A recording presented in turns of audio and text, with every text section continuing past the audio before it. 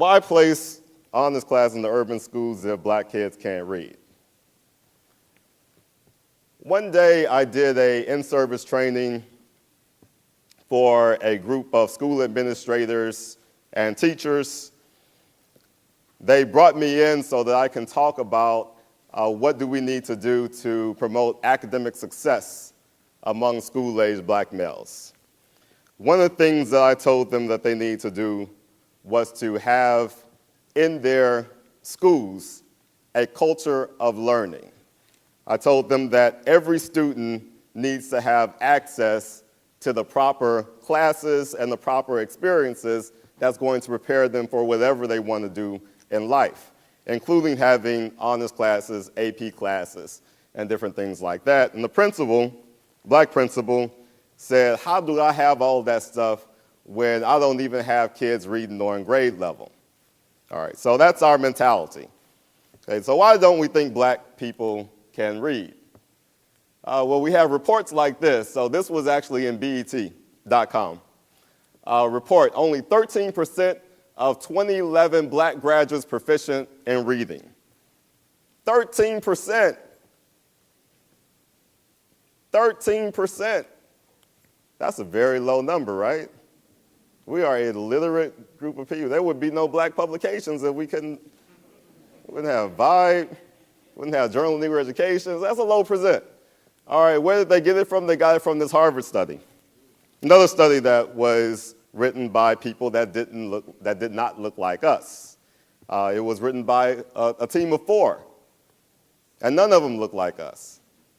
I know some black people at Harvard. They could have got at least one black person on that team. They could also get it from things like this, which is the Council of Great City Schools report that I talked about earlier, that found that only 12% of black 4th grade boys were proficient in reading. All right, so the reports are out there. Where do they get these numbers from? Both of these actually get the numbers from the same source, from the NAEP assessments. That's the National Assessment of Education Progress, which are given to our 4th graders, and they're also given to our high schoolers for us to understand how bad we are doing. All right, and so you see that compared to white kids, white kids aren't doing that good either. So, 40% of all white kids, so less than half of them are proficient in reading. 38% of white boys there. So, that's pretty low to me, but I guess it's not low to anybody else as long as they can shine next to us just doing horrible, right? All right. So, how is this measured? So if you go to NAEP's website, you can get sample questions. The sample question that I looked at was a passage about bees, and this was written for the 4th grade test, and it was a passage that talked about the various different types of bees that are, and a little bit about bee culture and all these types of things. It was very, very boring. Now, as a 4th grader, would I have passed the test? Probably not. In fact, I'm almost sure I wouldn't have.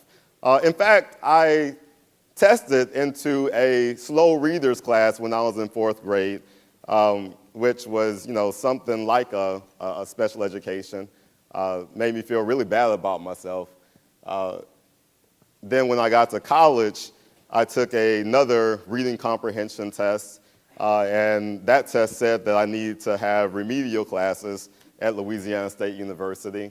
I held off on taking the remedial classes for 2 years, and then I got to the point where I couldn't leave the junior college unless I took these classes. So I went to my counselor and I told her that, I went 2 years without taking these classes. Now I guess I have to take it. And she said that because your grades are okay, I'll just waive that requirement. And I left there so very happy. So why don't I test well in reading? Because I am a holistic learner. I don't really read page by page. I connect lots of information.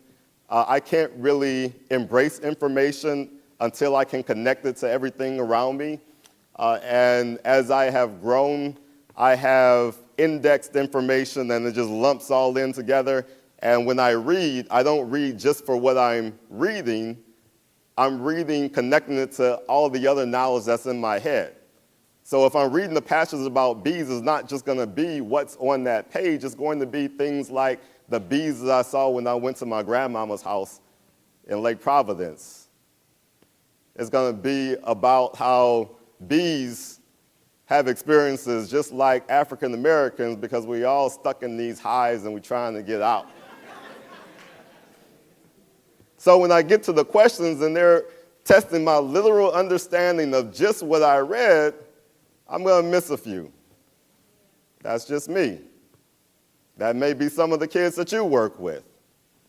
So why do we take this assessment and just write so casually that only 13 or 12% of them are reading? What we need to do is have a better understanding of what reading proficiency is. But we'll never know unless we ask the questions. So if somebody tells us only 13%, some people, again, from outside of our community. And I see some white people here, so you're in our community today.